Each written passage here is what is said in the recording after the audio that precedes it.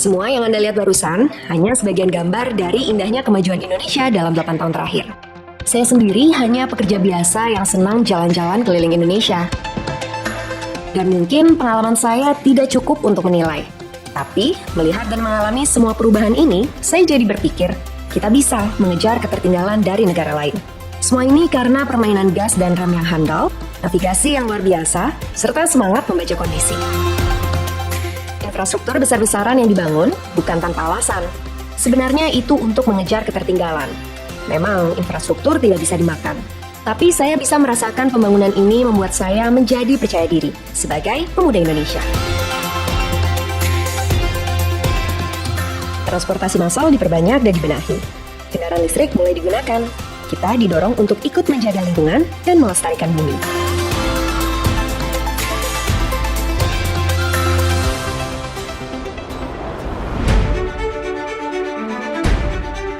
Jalur komunikasi pun beralih dari manual ke digital.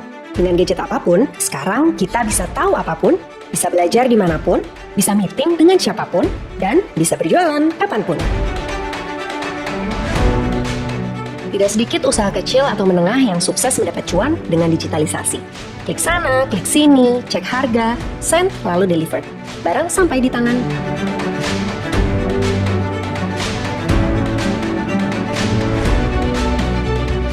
Bukan hanya itu, pariwisata bergerak menawarkan sajian kuliner khas daerah.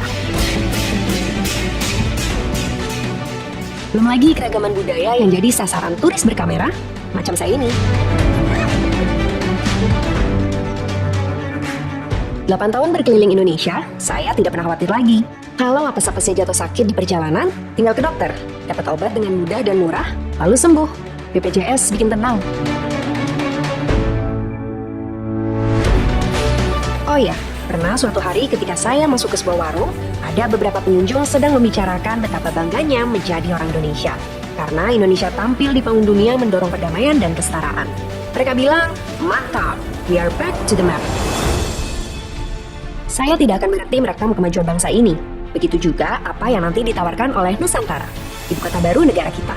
Saya yakin, ibu kota Nusantara adalah babak baru yang akan mengubah orientasi kemajuan Indonesia. Hampir satu dasawarsa kita membangun. Kita jadi punya kekuatan dan punya peluang. Kita hanya perlu cerdas menyikapi kemajuan yang sudah dirintis.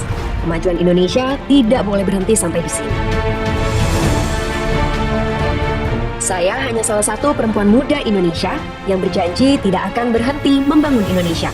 Karena masa depan bangsa ini ada di tangan saya dan teman-teman. Tidak ada keraguan, pembangunan ini harus diteruskan. Terus melaju untuk Indonesia maju.